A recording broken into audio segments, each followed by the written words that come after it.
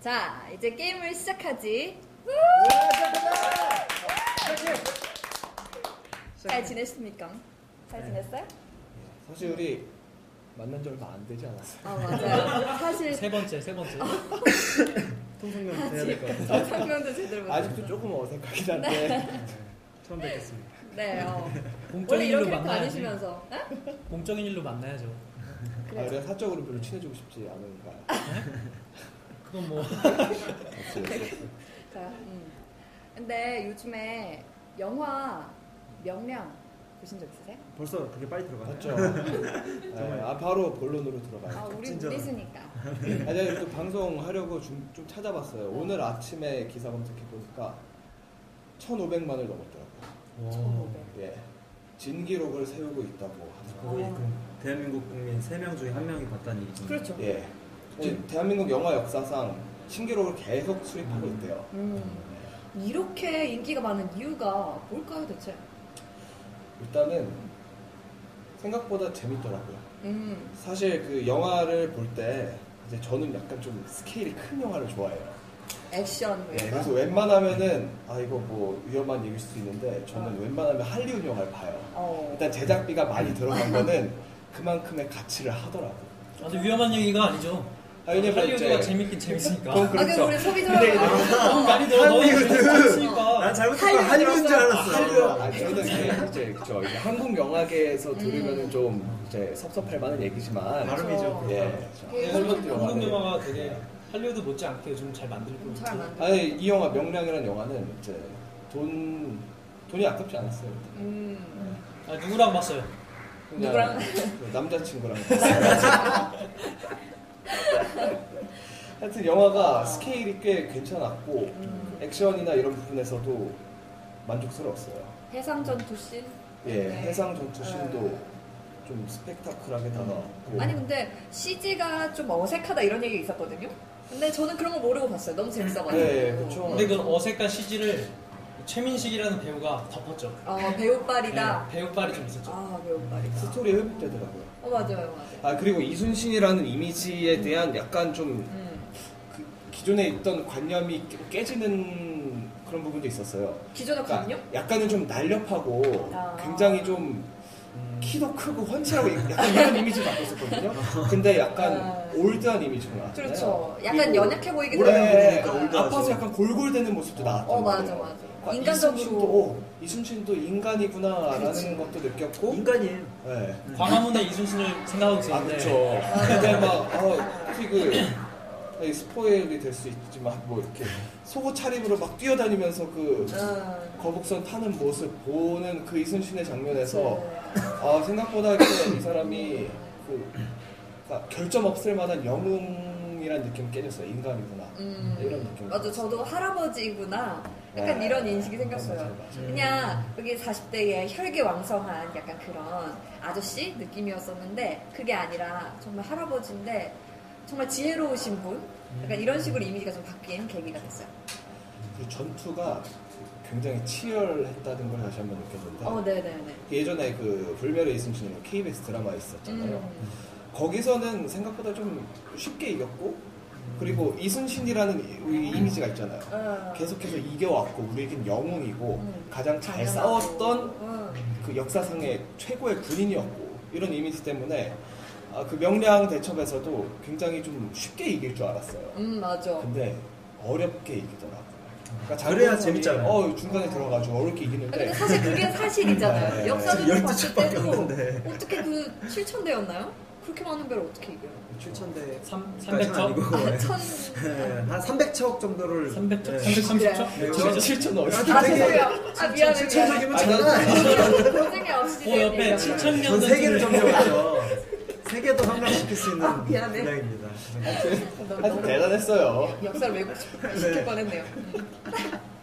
아니 근데 정말 그 영화를 봤을 때는 12척으로 그 많은 왜군을 이길 수 있을 거라고는 저도 되게 쉽게 생각했다는 걸 알게 됐어요. 우리가 그냥 그거 역사이지만 사실 어떻게 보면 신화 같은 얘기잖아요. 그렇죠. 신화같이 다가왔거든요. 그렇죠. 진짜 신화 아닌가 할 수 있는 가순신 그런 얘기가 있으니까. 가순신이라는 저 개인적으로 이제 저는 신앙이 있는 사람이라서 가시란 말을 함부로 이렇게 하시면 근데 이순신 이름부터 신인데요. 이순신이잖아요. 뭐야? 그 신이 아니에요. 귀신 진짜. 귀신도 신이잖아. 뭔 소리 하는 거? 죄송합니다. 죄송해요. 무리수. 물 먹고 성차려. 네. 아니 근데 정말 그 정도로 우리 한국 국민들에게는 정말 영웅 이상의 의미를 좀 갖고 있다는 그렇죠. 거를 좀 확인할 수 있었던 것 같아요. 맞아요. 영웅 이상이에요. 그 불멸의 이순신하고 그 명량 이순신의 차이가 뭔지 이렇게 어떤 사람이 딱 리뷰를 한 거를 봤는데 그 불멸의 이순신 같은 경우는 전체적으로 이제 긴 내용을 다 이제 드라마니까 그렇죠. 104부작인가 하여튼 엄청 긴 내용을 이렇게 하다 보니까 이순신의 어떤 애환이나 어렸을 때부터 이야기나 이런 걸 쭉 담고 있는데 명량 이순신 같은 경우는 이제 2시간 동안에 바로 전쟁 씬이 들어가야만 바로 이제 관객들이 몰입을 할 수 있기 때문에 박진감 넘치는 씬을 거의 대부분 썼다. 그래서 드라마를 높게 평가하는 사람들도 있거든요.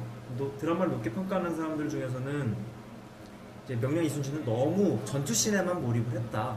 뭐 이런 얘기를 하는 사람들도 있더라고. 근데 그럴 수밖에 없을 것 네, 같아요. 그렇죠. 뭐 그럴 수밖에 없어 사실. 명량 예전에 이게 명량대첩에 집중을 한 거니까 거기다가 부각을 시키고 그리고 저도 어떤 사람이 한 얘기를 봤는데 저는 불멸의 이순신을 안 봤거든요.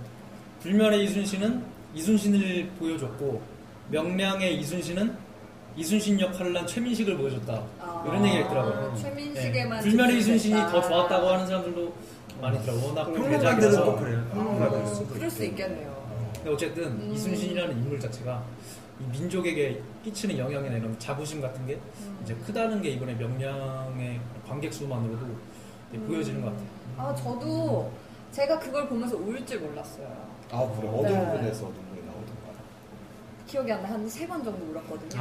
너무 많이 울었기 때문에. 그거 거기서 아까 형님 아까 하신 거 따라 하신 거. 뭐. 네? 된다고 만하게.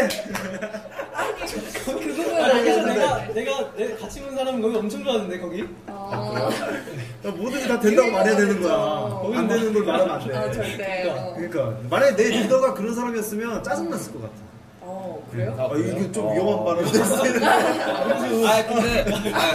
근데 그럴 수 있어요. 왜냐면은 그 영화에서 나오는 이순신 장군이 굉장히 독단적이에요. 독재. 사실 소통이라고는 없었죠.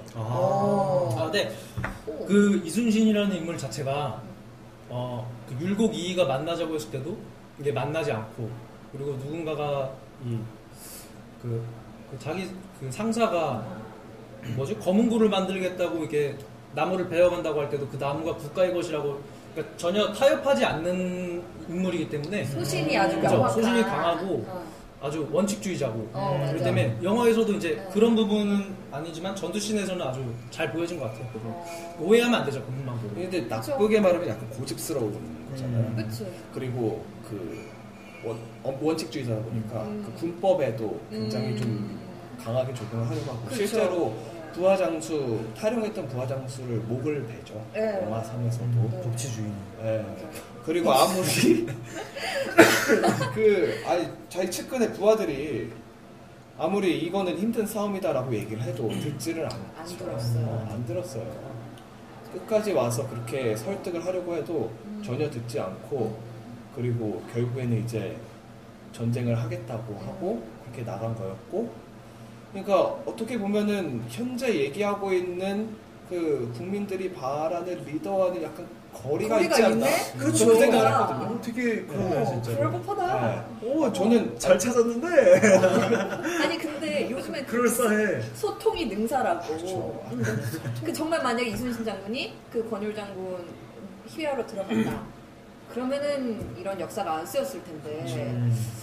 정말 그렇게 생각하면은 소통이 능사는 아닌 것 같다는 얘기도 또 할 수 있겠네요. 그러니까 자기 생각에 뭔가 확신이 있었어요. 확신이 있어서. 그러니까 확신이 있었으니까 이렇게 하면 된다. 그러니까 더 많은 것을 볼 수 있는 리더의 자리에 위치해 있었기 때문에 숲을 본 거죠.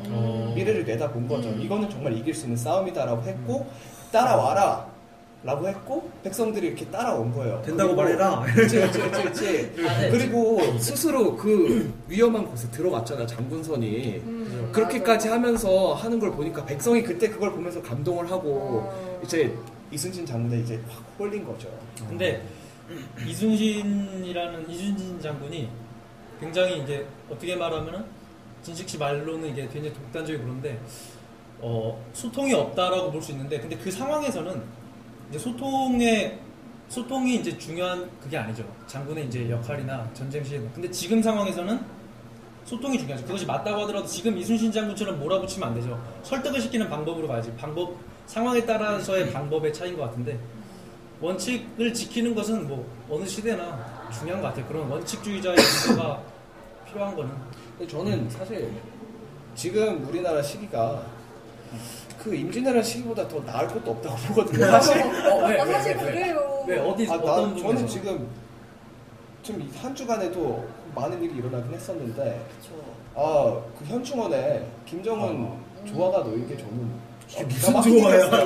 모르는 순간에 너무 화가 나. 이런 조화가 현충원과 조화롭지 않은. 전혀 조화롭지 않은 조화가. 아니 이게 웃으면서 얘기하는 것도 이제 그 호국 영령들이 굉장히 신뢰가 될 수 있는데 말도 안 되는 사건이 일어난 거죠.